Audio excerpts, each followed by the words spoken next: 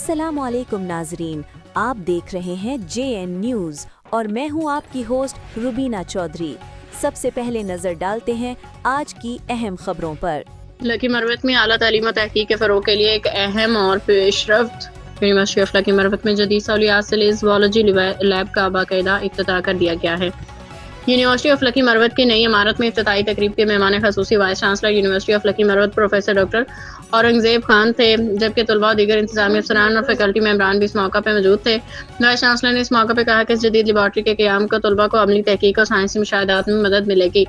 Professor doctor Aurangzeb Khan of lucky Marwat director institute of biological sciences Amjad Khan का कहना था कि इस लैब में तलबा की ज़रूरत के तमाम जदीद आलात मौजूद हैं, उनसे तलबा को तहकीक को बेहतर मौके मैसर आएंगे। तलबा ने ज़ूलॉजी लैब के क़याम को खुशआइंद करार देते हुए कहा कि सहूलत से इन्हें अपनी तालीम और अमली तजर्बात में नया मदद मिलेगी। वाज़ेह है कि यूनिवर्सिटी ऑफ लकी मरवत ने मुख्तसर अरसे में तालीमी मैदान में कई अहम संगमीर अबूर किए हैं और जदीद लेबॉर्ट्री का क़याम भी इस सिलसिले की अहम कड़ी है। शरीफुल्लाह खान मरवत, लकी मरवत।